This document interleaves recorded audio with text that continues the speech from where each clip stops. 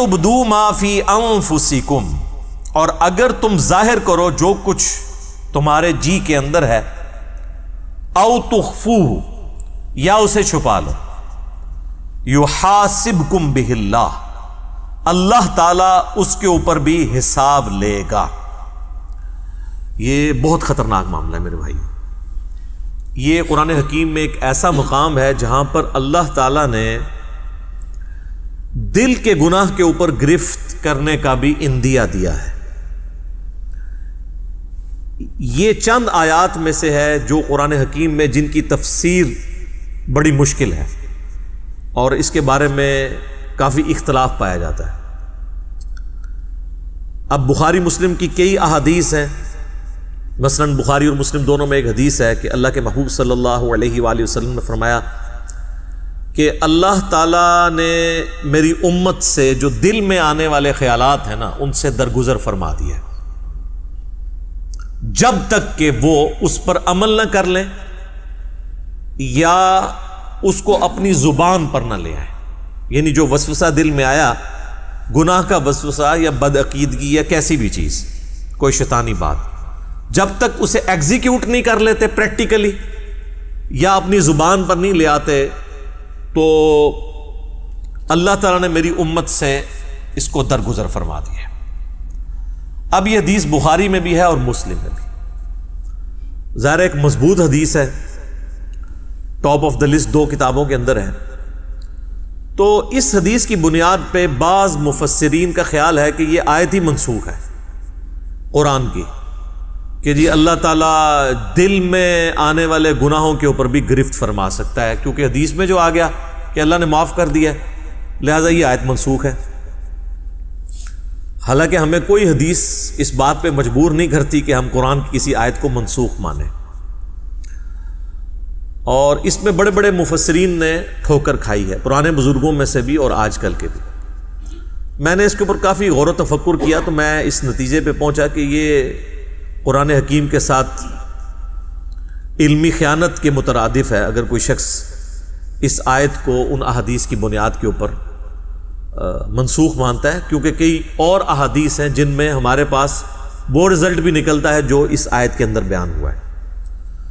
تو میں کوشش کروں گا کہ میں اس کو بریف کروں اس حوالے سے کہ یہ جو دل کا اللہ تعالیٰ نے معاملہ گرفت کے اعتبار سے بیان کیا ہے اس کے کیا معنی ہو سکتے ہیں۔ تو غور و تفکر کرنے کے بعد میں اس رزلٹ پہ پہنچا ہوں کہ یہ جو اللہ تعالیٰ نے فرمایا نا وَإِن تُبْدُوا مَا فِي أَنفُسِكُمْ أَوْ تُخْفُوهُ يُحَاسِبْكُمْ بِهِ اللَّهُ، چاہے تم اپنے جی کے خیال کو ظاہر کر دو یا جی میں چھپا کر رکھو، اس پہ بھی اللہ محاسبہ کر دے گا، پکڑ فرما لے گا۔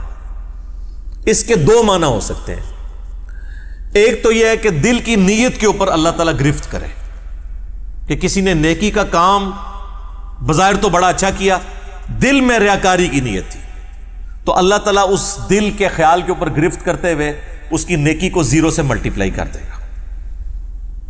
تو یہ تو مسلمانوں کا اجماعی عقیدہ ہے کہ ایسا ہی ہوگا۔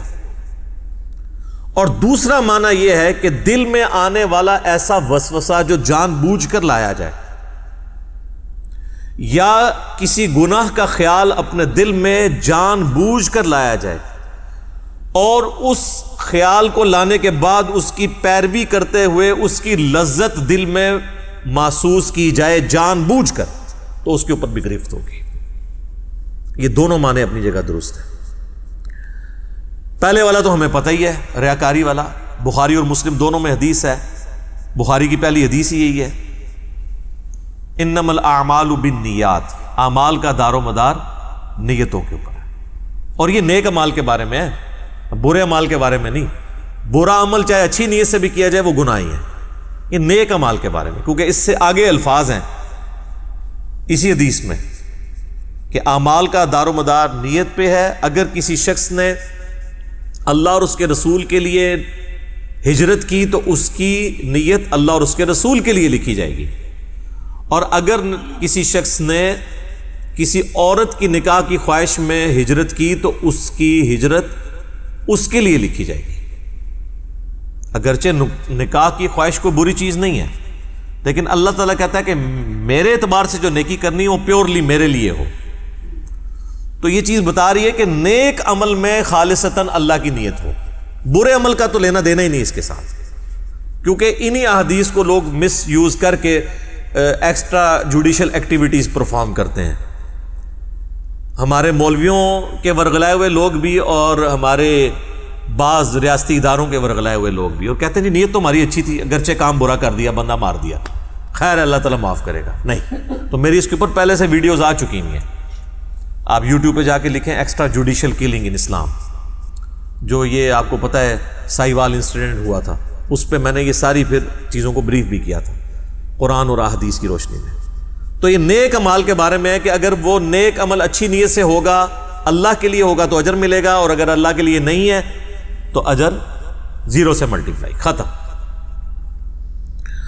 اسی کو سپورٹو وہ صحیح مسلم کی حدیث ہے کہ اللہ تعالیٰ تمہاری شکلوں اور مال کو نہیں دیکھتا، دلوں اور اعمال کو دیکھتا ہے.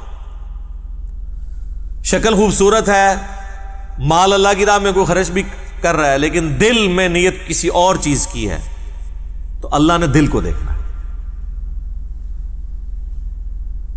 اور پھر اعمال بھی اچھے ہونے چاہیے، اس چیز کو بھی دیکھنا ہے اللہ تعالیٰ نے. اسی کو سپورٹو صحیح مسلم کی ایک اور حدیث جو میں نے کئی دفعہ بیان کی ہے، قیامت والے دن اللہ تعالیٰ کی بارگاہ میں ایک شہید، ایک قرآن کے عالم اور ایک سخی کو پیش کیا جائے گا. اللہ تعالیٰ شہید کے سامنے اپنی نعمتیں گنوائے گا اور پھر پوچھے گا کہ تجھے میں نے اتنا کچھ دیا، اس کے بدلے میں تو نے کیا کیا؟ وہ کہے گا یا اللہ جان ہی تو تھی، تیرے لیے دے دی.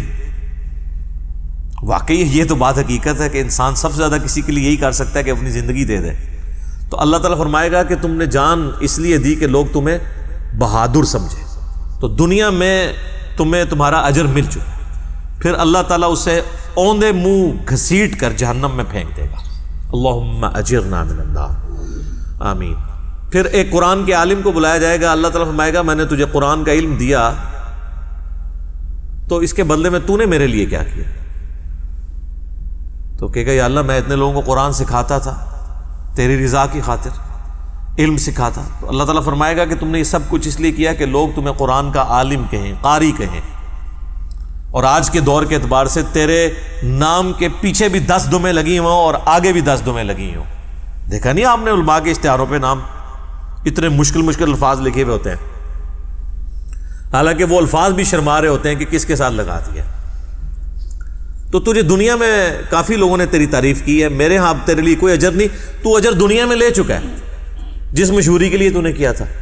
تو اوندا منہ کر کے دوزخ میں اسے بھی پھینک دیا جائے گا. پھر اللہ تعالیٰ ایک سخی کو بلائے گا کہ تجھے اتنا مال دیا، تو نے میرے لیے کیا کیا؟ وہ کہے گا یا اللہ میں نے تیری راہ میں جو موقع بھی تھا، جس موقع پہ تو خوش ہوتا تھا، میں نے وہاں خرچ کیا. غریبوں پہ بھی خرچ کیا، مسجد کے اوپر بھی لگا دیا، مدارس کے اوپر بھی لگوایا، اور کئی ایک یتیم خانے کھول دیے، مسجد کی ٹوٹیوں کے اوپر نیم پلیٹ بھی اپنے نام کی لگوائی. آج کے دور کے اعتبار سے میرے محلے کے نمازیوں سے بھی تو پوچھ سکتا ہے. تو لیکن یہ سارے دھوکے تو نمازیوں کو ہی دیے جا سکتے ہیں. ایون فرشتے بھی دھوکے کھا جاتے ہیں کیونکہ وہ بھی ظاہری عمل دیکھ رہے ہوتے ہیں.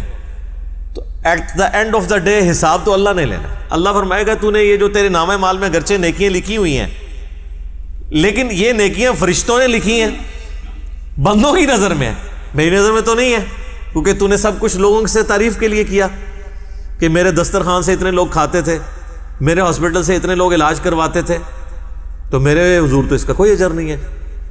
اس کو بھی اوندا منہ کر کے دوزخ میں ڈال دیا جائے گا. سر یہ 3 مثالیں اللہ کے محبوب صلی اللہ علیہ وآلہ وسلم نے دی ہیں. اگر آپ میں سے کوئی شخص سمجھتا ہے کہ دنیا میں ان 3 نیکیوں سے بڑی کوئی نیکی ہو سکتی ہے تو میرے سامنے لے آئے. کیا شہید ہونے سے بڑی کوئی نیکی انسان اللہ کے لیے کر سکتا ہے؟ اور اگر کسی نے یہ نہیں کی ہے، قرآن کی تعلیم سیکھنے اور سکھانے سے بڑی کوئی نیکی کر سکتا ہے؟ بخاری کی حدیث ہے تم میں سب سے بہتر وہ جو قرآن سیکھے اور سکھائے. اور بخاری مسلم کی ایک اور حدیث ہے کہ 2 ہی لوگ ہیں جن پہ رشک کیا جا سکتا ہے. اگر تم نے حسد کرنا جائز ہوتا نا تو 2 ہی لوگ ہیں جن سے انسان کو حسد کرنا چاہیے. ایک جسے اللہ نے قرآن کا علم دیا اور وہ لوگوں کو سکھاتا ہے، اور دوسرے جسے اللہ نے مال دیا اور وہ اللہ کی راہ میں خرچ کرتا ہے. اور تیسری نیکی یہاں پہ بھی مال ہی ہوئی ہے. یعنی اس کائنات میں سب سے بڑی 3 نیکیاں یہی ہو سکتی ہیں: شہادت، قرآن کا علم سیکھنا اور سکھانا، اور اللہ کی راہ میں صدقہ اور خیرات کرنا. یہ 3 نیکیاں بھی برباد ہو جائیں گی اگر اللہ کے لیے نہیں کی.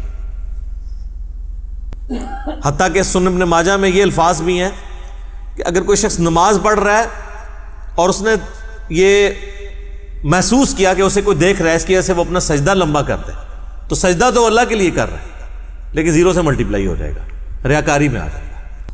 اچھا جی، اب آ جائے دوسرے معنی کی طرف، وہ ہے دل میں محکم خیال لانا گناہ کا، برائی کا. تو اس کو سپورٹیو وہ حدیث ہے، بخاری اور مسلم دونوں میں حدیث ہے کہ نبی صلی اللہ علیہ وآلہ وسلم نے فرمایا کہ آنکھ کا زنا دیکھنا ہے، کان کا زنا سننا ہے، ہاتھ کا زنا پکڑنا ہے، پاؤں کا زنا چل کر جانا ہے، اور نفس یعنی دل تمنا کرتا ہے اور شرمگاہ اس کی تصدیق کرتی ہے. تو وہاں پہ نبی علیہ السلام نے ایک ایک جو عضو ہے نا اس کی برائی کا ذکر کیا اور نفس کا بھی ذکر کیا. اگر کسی نے برائی کا خیال جان بوجھ کر اپنے جی میں لا کر اس سے لذت حاصل کی تو فرشتوں کو تو نہیں پتا اس کا، لیکن اللہ کے حضور اس کی گرفت ہوگی، وَلِعَوْذُ بِاللَّهِ تَعَالَى. اللہ کو کوئی نہیں پوچھ سکتا جی. سورۃ الانبیاء میں ہے نا، لا يُسْأَلُ عَمَّا يَفْعَلُ وَهُمْ يُسْأَلُونَ. اللہ کو کوئی نہیں پوچھ سکتا کہ اس نے کوئی کام کیوں کیا. اللہ ہر ایک کو پوچھ سکتا ہے وَهُمْ يُسْأَلُونَ کہ تم نے یہ کام کیوں کیا. تو اللہ تعالیٰ دل کے خیالات کے اوپر بھی گرفت فرما سکتا ہے، وَلِعَوْذُ بِاللَّهِ تَعَالَى. البتہ وہ حدیث اپنی جگہ ایک تسلی والی ہے بخاری اور مسلم میں کہ اللہ تعالیٰ نے میری امت سے دل کے خیالات کے اوپر درگزر فرما دیا ہے جب تک کہ اس پر عمل نہ کر لیں یا اس کو اپنی زبان پر نہ لے آئیں، یعنی دل میں آنے والے وسوسوں کو. لیکن اس کو بھی اسی اعتبار سے سمجھنا ہوگا کہ یہ بھی وسوسے وہ ہوں گے جو خود بخود آ جائیں. جو جان بوجھ کے لائے جاتے ہیں نا وہ سب اس کیٹیگری میں نہیں آئیں گے.